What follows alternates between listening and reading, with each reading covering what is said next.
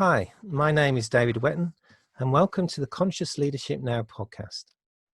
The intent of this podcast is to encourage you as a leader to embrace conscious leadership by giving you access to some of the world's leaders in the field of conscious leadership, both in practice and in thought.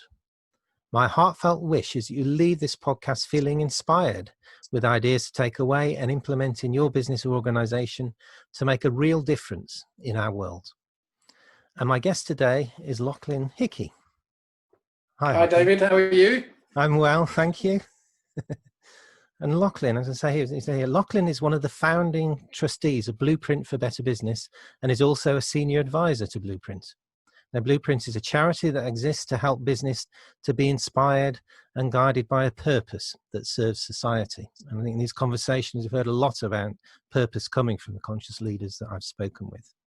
And in his role as senior advisor to Blueprint, Loughlin has developed the tools that makes the underlying thinking and provenance of Blueprint both accessible and practical. He helps businesses develop a way to use the Blueprint thinking to develop their own path to be a purpose-led business. He also represents Blueprint in presenting a more human-centric view of business to business school students and as experts in the field of purposeful business in research into responsible business.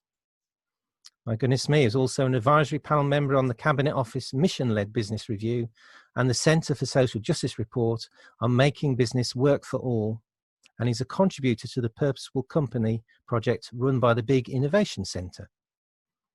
And he's also a co-founding member of UK21, which, as you can see, uk21.org, which is a forum to help create an economy that works better for people and for the planet. And Loughlin was also a governor at Haythorpe College, the specialist philosophy and theology college of the University of London.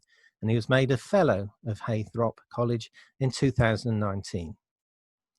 And like myself, he was trained as a chartered accountant and is a fellow of the Institute of Chartered Accountants in England and Wales.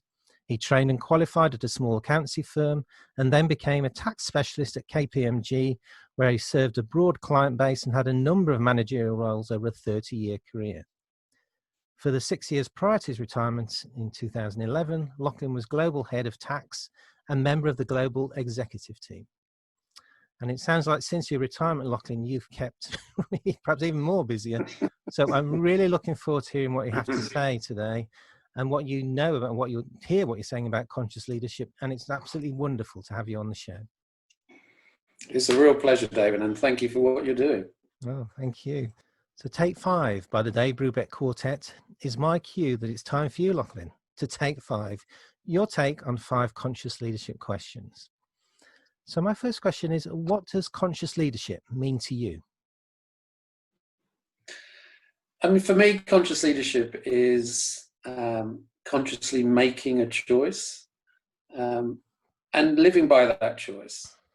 Too many leaders feel that they are bounded by a system and therefore they have to follow a path. And to my mind, conscious leadership is much more about saying, here is what I stand for, being aware that people are seeing the signals to see whether you're consistent with what you're saying.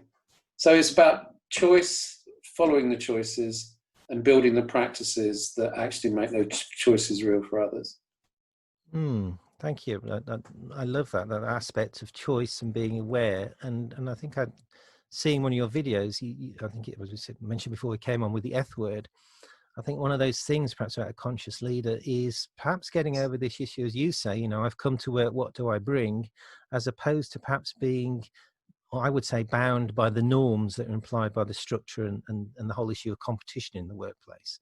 So how does conscious leadership how does that fit into that for you in that, perhaps you come up against potential structural barriers to be a conscious leader? Well, your point about a system is a very good one, because with conscious leadership, what you can do is challenge assumptions. And particularly in business, there is a danger because assumptions have been grown up, management theory keeps following the same practice, that you feel there is no other way. And one of the things in particular, the work I've done with Blueprint, is what we have challenged, quite frankly, some of the myths about business. And myth number one, that the sole purpose of business is to maximize value for shareholders. It's a myth. It's not a legal requirement. It's not an economic requirement. It's a myth. The fact that people are regarded as self-interest, it's a myth. Self-interest is only one part of our makeup. And what conscious leadership allows you to do is to challenge assumptions. The assumptions may be correct, in which case you'll follow them, but they may be incorrect. And it's just having the courage, A, to do that, and B, encourage others to do the same. The good thing about it as well, to be honest, David, is by being conscious and being consistent, you can actually encourage others to take their own stand, their own stance, and importantly, allow them to challenge your stance. Because to my mind, standing for something and sharing that is the first bridge to a relationship, because it shows vulnerability. And the second part of relationship for me is curiosity. Curiosity about others and what they believe. So if you have the vulnerability and the curiosity, to my mind, you can build relationships. And that, quite frankly, is at the heart of everything we do with family, with friends, but also in business, because business at its heart is a series of relationships working together for a common good and recognizing the dignity of the people in those relationships.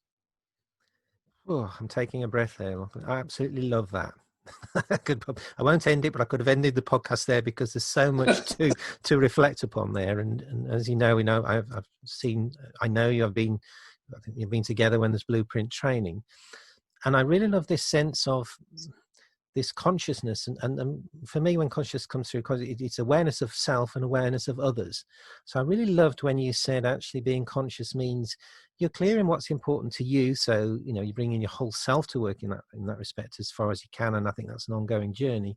But then I love what you're saying about being curious and listening to what others have to say, because there's a well-known book, The Wisdom of the Crowd, but I think it's actually bringing in all the voices to the conversation can make a real difference. And I know, Blueprint, for example, obviously diversity is one of the central pillars of what it's about, and this aspect of inclusion, but not just inclusion, actually bringing it to the table and realizing it makes a real difference when that happens. I think that may be one of the powers of a power with, I'm going to talk about not power over, but power with of a conscious leader, if that makes sense to you. It does, and the point you make about listening, and as you know, being through the Blueprint immersion, that one of the guiding principles is each person is a someone, not a something. Yeah. And that sense of dignity and curiosity and uniqueness and collective intelligence by sharing and learning is really at the heart of a lot of what we talk about. And I love this aspect of, relationships being, putting relationships at the center of business, because you're quite right. I know from my chartered accountancy days, and I'll own it for myself, it's very easy to get focused on the bottom line.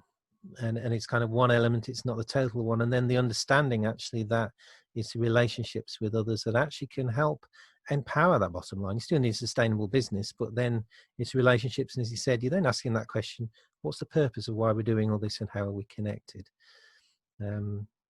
Well, I think as fellow chartered accountants, we can share this, but the fun thing to me about numbers, and you called it the bottom line, were not the numbers, because as we know, the numbers should be what they are and the balance sheet should balance, which is my first revelation as a chartered accountant.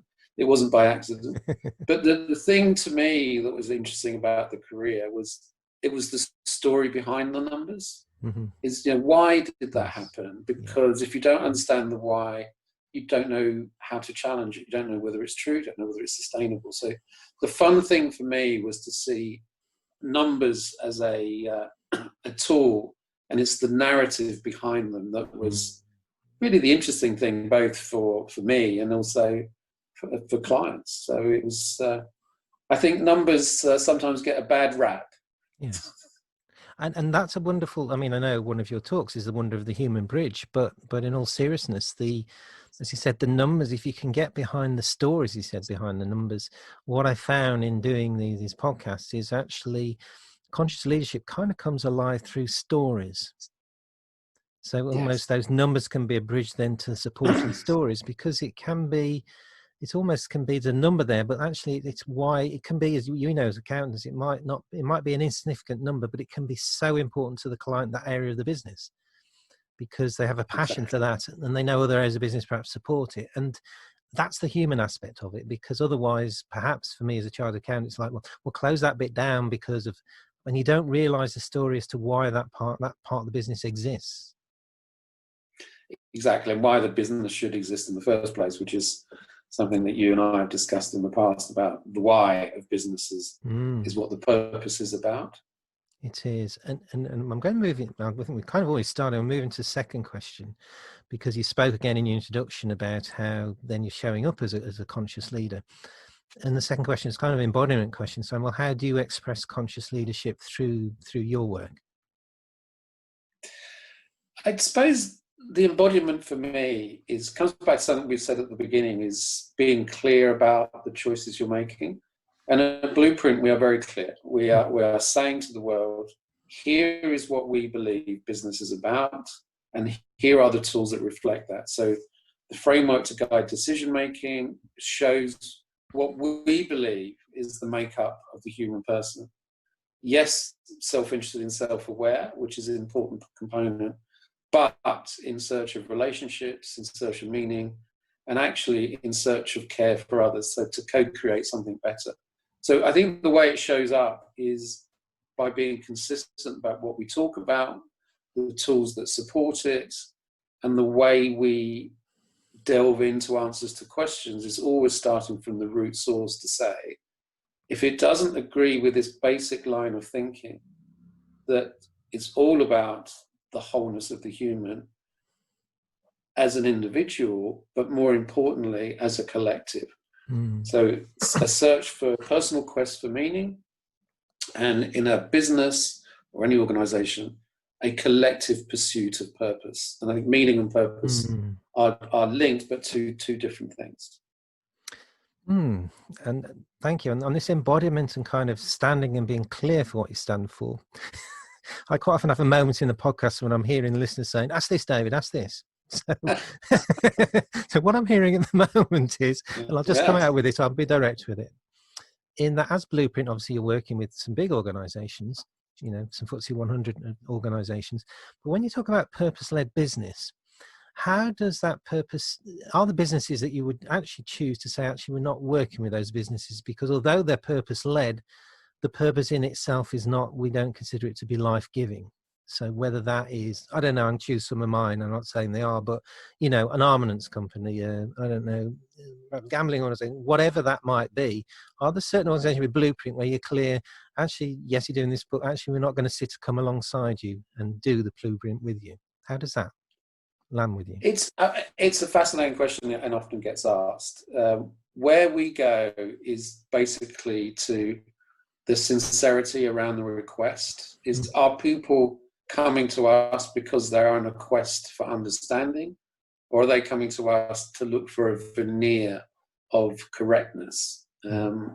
We don't discriminate by industry. It's just people really do self-select because what they believe in, they would want to be embodied in the company, the sector, the industry they're in.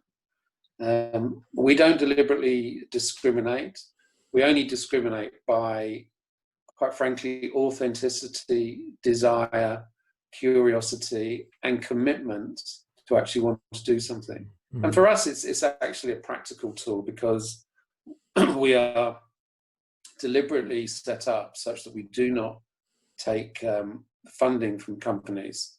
And therefore, we've restricted the size of our funding pool. We're funded by charitable ventures or individuals, and therefore we have a very small team.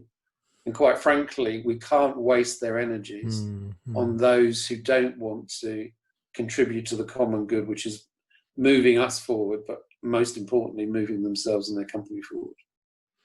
And I don't know if this bears out, my sense is that actually, having, you know, I said, you know, gone through the Blueprint training and knowing, my sense is actually it will, even if people step forward and they have that sense, yes, we want to do that. My sense is that it hopefully it is also a kind of a tool of compassion. And what I mean by that is when the questions are asked, they may well, or you may well, they may well say, actually, we respect this, but we're not in a place yet to step forward with this because some of the questions here we're not ready to, possibly ready to work with, or this is not where we're at, or even it's highlighted perhaps to us that we're talking about purpose, but we know we haven't got proper values, or the values aren't embodied, and you might work with that.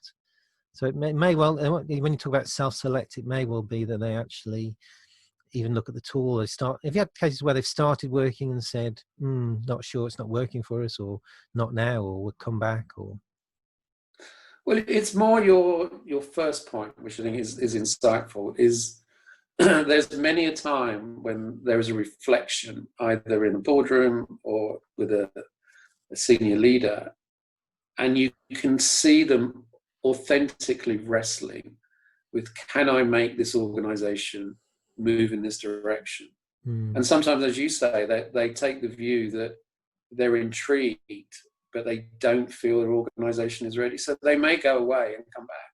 Yeah. There's many a time when people pop up and say, oh, I did this because I saw something on Blueprint. I didn't bother contacting you, but just so you know, this helped me go on a journey.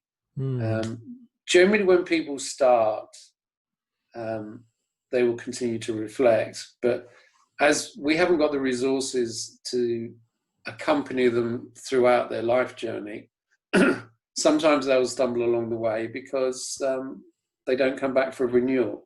So as often as possible, we try to renew with them, just to remind them. And also important is get it beyond the senior leadership. No,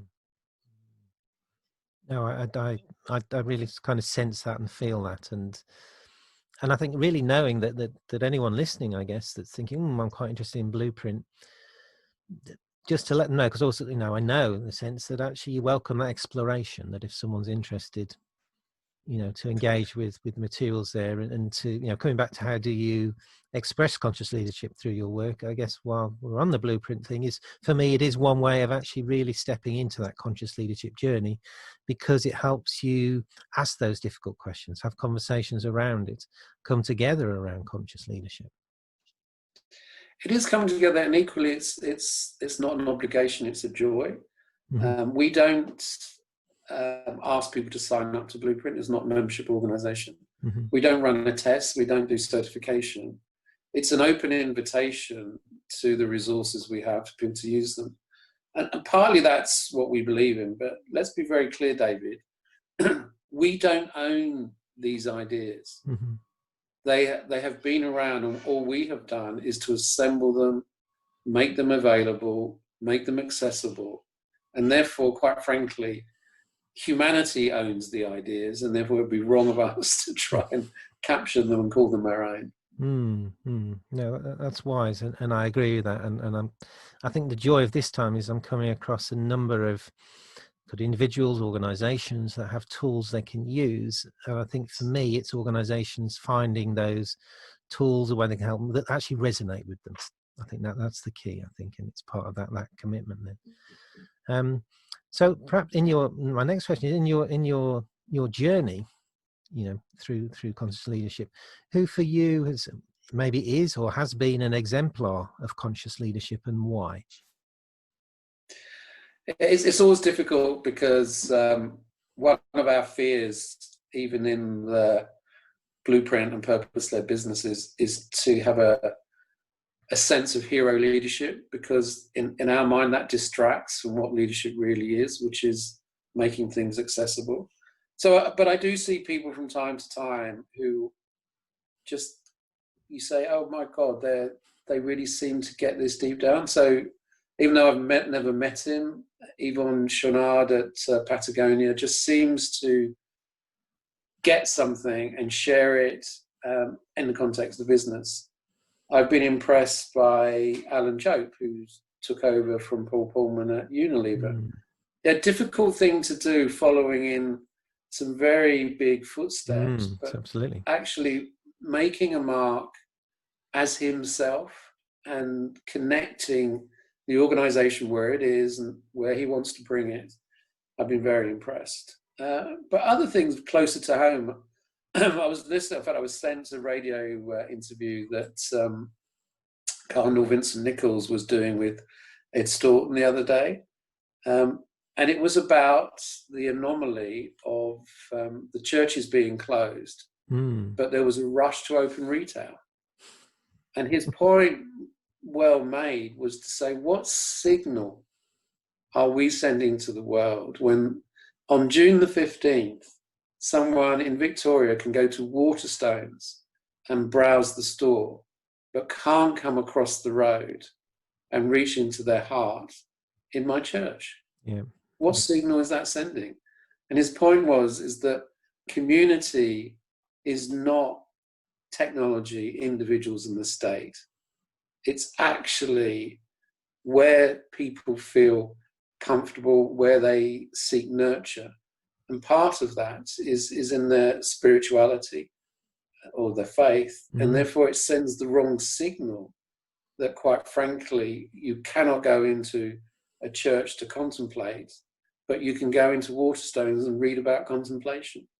Absolutely, yeah. Yeah, and I don't know if you've seen So, that. so I think it's people being consistent and speaking out at the right time with the right tone and the right ownership. Those are the people I think I admire. And it may have been a result of that. I've seen actually that they've now made a decision that churches are about to reopen so that people can go for prayer, with the social distancing. So that may well be, a good example of embodied conscious leadership, in that, it's that willingness to raise those questions and to be authentic about that. Exactly. And linked into this one, in your journey, what resources have you found helpful that have really helped you connect with your sense of conscious leadership? Well, the surprising one, in fact, is at the heart of Blueprint, was some of the papal encyclicals, because I was actually brought up as a Catholic, but Catholic social teaching was kind of a parallel path. And it was when I was exploring, when I'd retired, what I was going to do next, that I came across Caritas in Veritate, which was essentially a reflection on the global financial crisis, why it happened, and what was at the heart of it. And that was, delving into that gave us some clues as to how we would pull together something which is quite deep reading into something more accessible. And that was part of our journey with the framework first, and then with the principles. And the latest one, Laudato Si, which talks about our relationship with nature and with diversity of biodiversity as well as human diversity. And they were a hidden source that I never had seen before. So that they were very interesting for me. I mean, they're not the easiest read, and they don't come in cartoon form, but really very, very reflectful. I suppose others, when I started thinking some of these things through, I don't know whether you've read it, but I think Viktor Frankl's In Search of Meaning yes, I have. Yes, is wonderful. Just astounding in terms of its lack of victimhood. I couldn't imagine what he was going through, but there's no sense of it's about him. It's about reflection. So I that, to my mind, is a lovely book about the power of meaning. And if I go on to recent books, reading is one of the things that I find useful. I would say Kate Raworth and the Donut Economics, making difficult things actually very accessible. And I love her point is everyone should be an economist, and it's not as difficult as people make it out to be, which I think is great. I'm laughing because go on, carry on. No, do. I was just saying I'm laughing because I took economics at university, so everyone is an economist. There you go. Yeah. Well, see, economics and accountancy. See, you're obviously part of the expert elite, David. So the other one's an interesting one. A friend of mine, Maurice Glassman, he wrote something called Unnecessary Suffering. But what it was about was how the ideas of Catholic social teaching could be applied in creating post-war settlements, in terms of what happened in Germany, what then happened in Poland. So I love this idea of applying something to a practical answer, and that's what's always drawn me to this. Recently, I would say Grow the Pie by Alex Edmonds. Once again, is bringing a logical brain to why purpose works, but not making it a business case. So it's just saying that there is evidence that our instincts around business as a source of human endeavor actually long-term is better for business as well as for the planet and humans. So I would say they were good ones. The other one, for people who like things to join up, which probably is our accountancy training we do, is a book called Align by Jonathan Trevor, which talks about how you align purpose with capabilities, architecture, and metrics. And I love this sense of systems thinking where things do come together, yes, rather than having dissonant signals. And so those are the sort of things. I think the theme in all of them, I think, is sourcing deep ideas and representing them in a practical context. Thank you. I just think that's a really wise point to make, and I must admit that's been part of my path as well. You know, having done a master's at Durham University Business School, where my thesis was exploring the role of spirituality in the workplace. What I really gleaned, and I love what you said actually, and I think there's something really important in here. You know, speaking as, you know, I'm an interfaith minister. You know, my primary faith is really Christian, Celtic Christian. I do like Thich Nhat Hanh Zen Buddhism. But on the Christian perspective, there's almost a passion in me that actually says, I love what you said before. You didn't know these teachings were here when you spoke about the encyclicals and the depth and what you can take from them. One of my sayings was that actually I never knew there was such a treasure storehouse that existed within the Christian faith. And it was kind of tucked away, what I call in the vestry in the back part, but no one told me it was there. And when I found it, I was like, why didn't someone say it was there? But the really positive thing is that I think there's great depth, there's great sustenance for that journey within those writings. You know, one of my favorites from a Catholic perspective is Thomas Merton. And my goodness, he had such a passion for change, for people, for making a difference. And I can't remember the title of it, one of the books he wrote on war, the Vietnam War at the time. My goodness, it was so relevant for even these times, or in Iraq War. And there's a sense that within there's something actually with me that just brings me up short and brings this sense of, you know, you spoke, one of your things talks about the courage to be vulnerable is a form of love.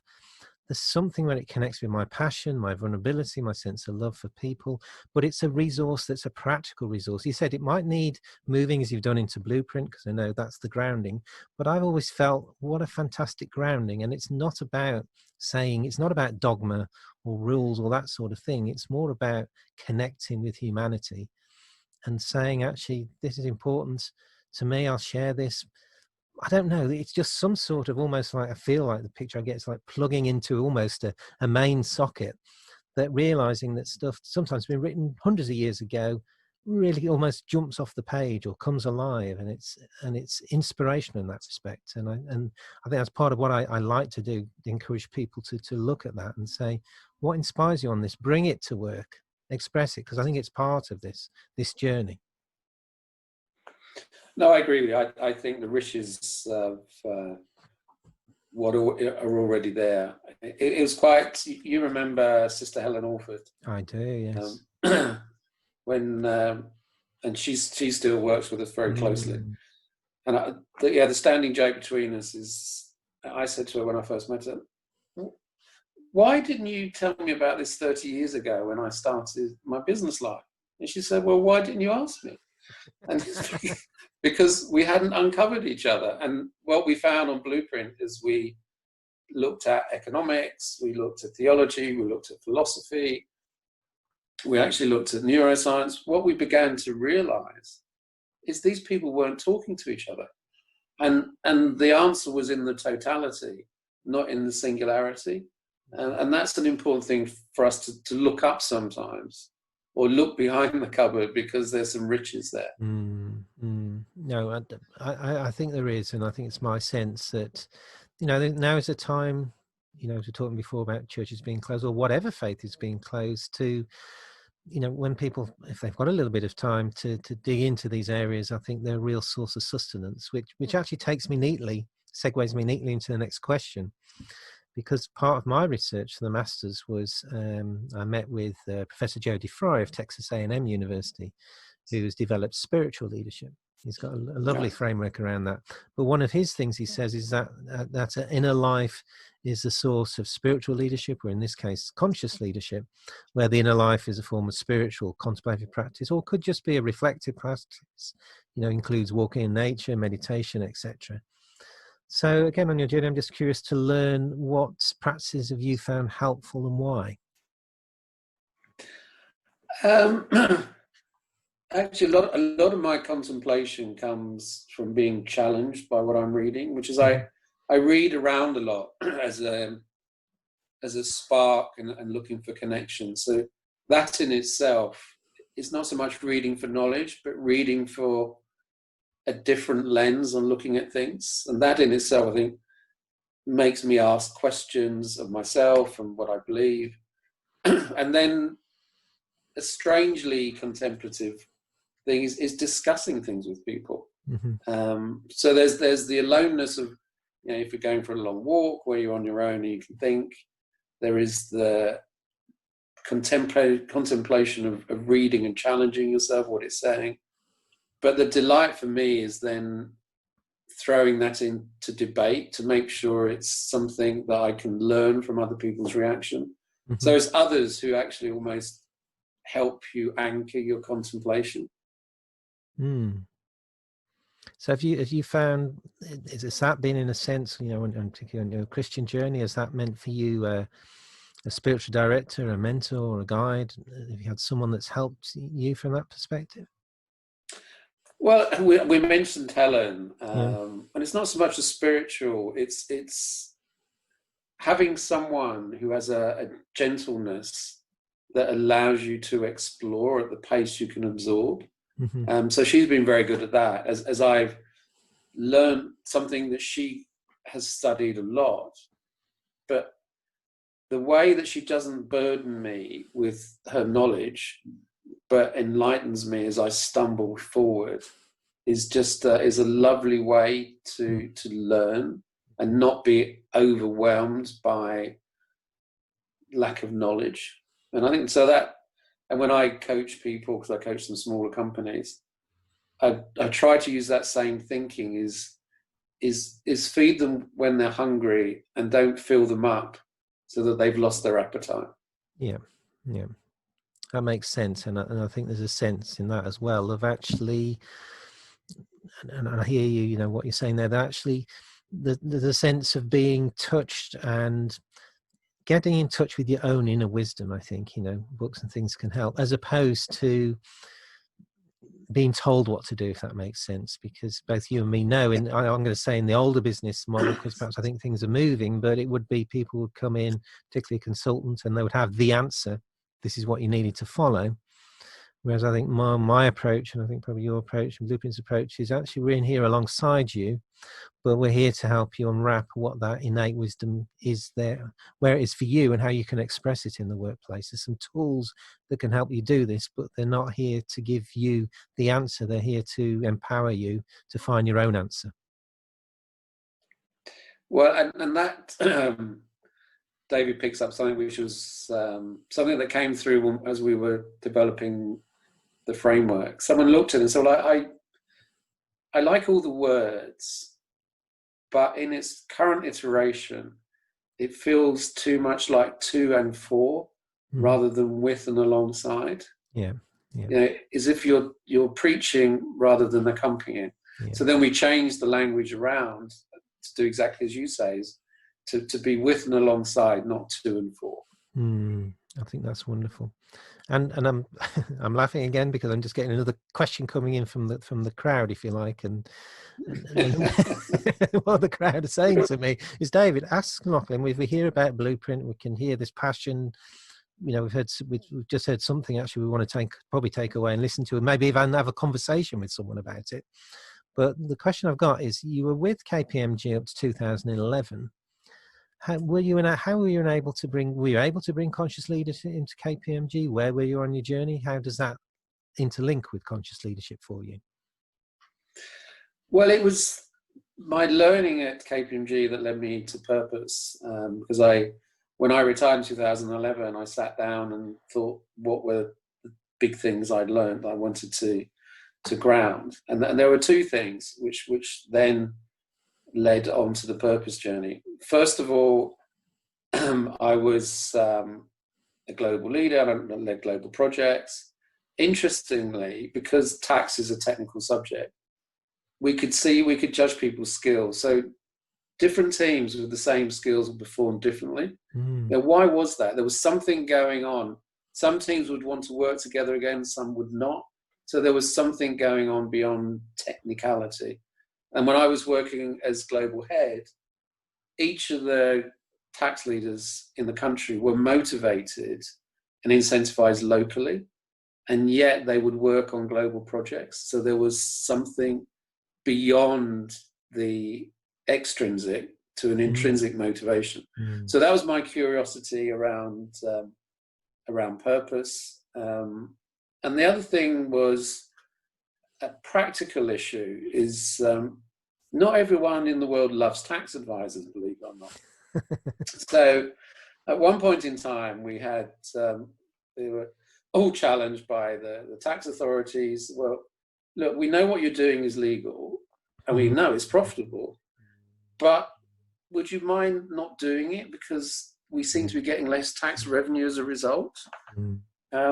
And which is a dilemma, because they admitted that, well, yeah, it's the law, but it's not working the way we wanted it to work. Anyway, there was that discussion, but then the head of the revenue service asked me a question, said, Loughlin, do you think you are doing the right thing by recruiting some of the best brains in the country and recruiting some of my best people to bring them into your organization to do tax planning? And I thought this was a bit naughty, when they could be doing something useful. So what we went back and said, actually, let's reflect. We spoke to some of our people, high integrity, high knowledge, but a slight unease, were they using their skills properly? And then we came to the revelation to ourselves is, what if we were ultimately successful in a purely financial way? Oh my word, no one would pay tax. Yeah. And we would undermine the whole of society. Is that really what you want to be responsible for? And it was an extreme. So what that brought us back to was two things. One is, clearly we were allowed to prosper as a business because we were meant to actually provide service to society.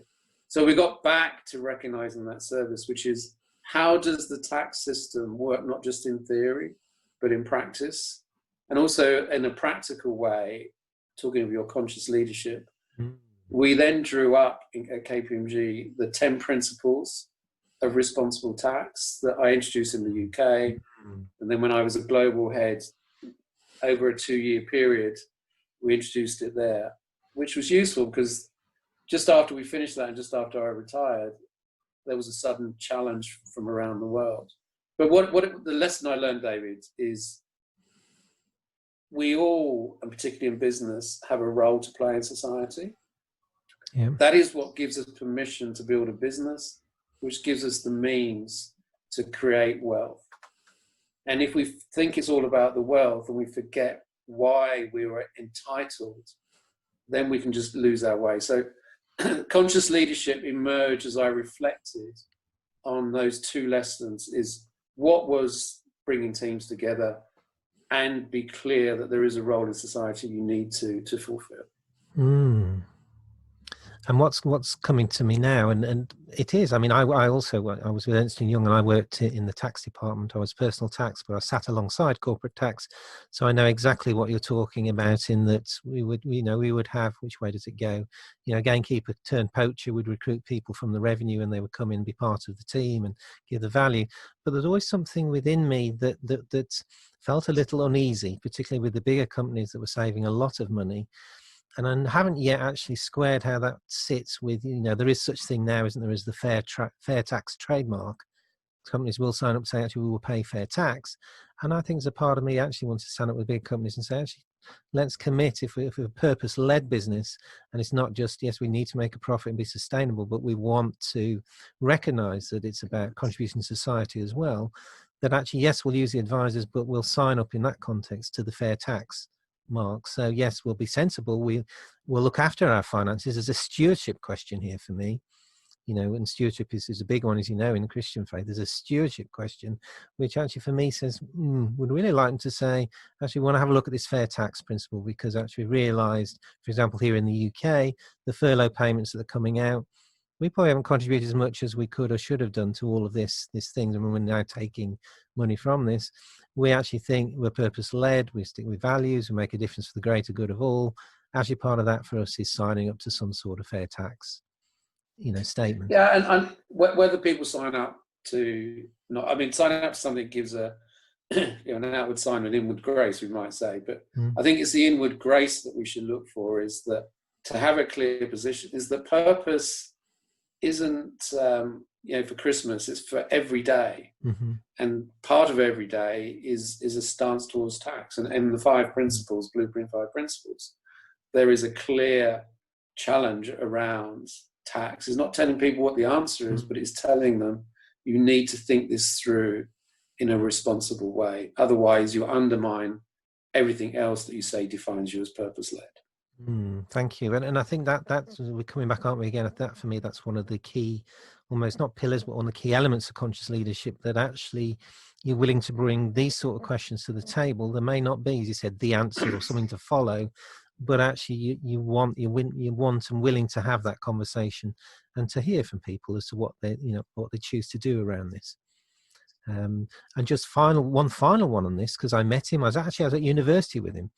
Richard Pennycook, who was the CEO of the Co-op, actually led them. If you remember this, and this was a decision, it had a big impact on his organisation. And I went and saw him and actually said that I really respected what he did, because he did not have to do this. He chose, going back consciously, he chose to do this. And it led the organisation through a very difficult period of time. And he realised he was coming into smoother waters and things were not so difficult. He'd been through a difficult time. And so he chose, and he made an announcement to actually reduce his salary. Yes. And he permanently said, actually, I'm not going to need it, because actually the challenges aren't the same here. I'm not doing the same. And I spoke to some people in the organisation, went to see him, and it had a profound impact on them. And I'm not saying everyone should do that, but here was someone I guess still is on a journey around that, saying, actually, what's in this moment feels, coming back to your thing, what's the right thing to do in this organisation? And he said to me, being part of the Co-op, this was something that felt that it was the right thing to do. And I think that's a lovely story, David. Equally lovely because it's someone making a conscious choice and letting the choice speak for itself, rather than say, I am telling you what to do. It's just, here's what I'm choosing to do. Here is why. And you can draw your own conclusions in your own circumstances. That is right. And just one final thing on this, I'm just sensing, because I think it's important, this whole conscious conversation in the business. I think, and you will know, I think I will know, I love the aspect of, particularly in some of my faith things, there's this aspect of deep listening, which actually means the fact that actually you're not thinking about what the next thing is you're going to say, but actually you're truly listening, not just to the mind, but to the heart of that person. And it's profound. There's, one of my teachers I had, was actually saying, she was in charge of a monastic community, and actually said, and she talking about her sister, she said, if you listen to her sister until she said the last thing in her heart, it's possible to listen her soul into existence. Wow. I know. It's profound. And that's coming back to what we said before, this deep thing that's out there, that's had a profound influence on me and others that I've shared it with. So that's some of the knowledge in there. But the point I wanted to make, and what I've seen in business, and perhaps for conscious business leaders, that coming back to almost that tax one, it may well be that when people say we want to do something around tax, the most important thing is they want to be heard as to what feels important to them. If then as a leadership team they decide to do something different, they're not doing that. I think the most important thing is they felt heard, because then they can make a choice. Because if the new audience says we're doing this, and say, actually, do I choose to stay here? Am I so Is my decision here so much that I feel I need to leave? Or actually am I feeling that I'm feeling heard, and it's an ongoing journey in this organization? And it is. And I think your point about making conscious choices of whether to stay or to go, and it's not dramatic, but it means that if you're not in an organization that's nurturing you, then you're not growing either. So that's not a good thing. The other thing I would say about your deep listening is the other thing to listen deeply for, or what we try to, are the contradictions. Because if you can help people become aligned around what they believe and what they say, you can help them uncover the contradictions they may be living unconsciously, and at least make them conscious so they can decide what to do about it. No, that's wonderful. That's very wise. And we know again from, because we know our practice, or whatever, this aspect of being aware is quite often bringing things that are unconscious into our awareness. So my final question to you is, it's really looking back, and it says, given unlimited time and resources, what single thing would you recommend aspiring conscious leaders to do? Well, people need their own techniques, but what has always helped me is thinking things through and then writing down my conclusion. So when I retired from KPMG, I actually sat down and reflected what were the things that were not complete, what I didn't understand, and I actually wrote a paper and did some research on purpose, etc., that answered the question for me. What did I believe? What did I see? What was unresolved? What could resolve it? And I actually did it as almost an essay to myself, just so that I could write it down, test the logic, and then shared it with others so the logic could be tested. Because it's all too easy to think yourself into a truth. And I just found it helpful to sort out and resolve what the unresolved, write it down and test it, and then get other people to challenge it as well. So if people had the time, I think it's a really cathartic thing to do, and much more solid because you've tested your own thinking. And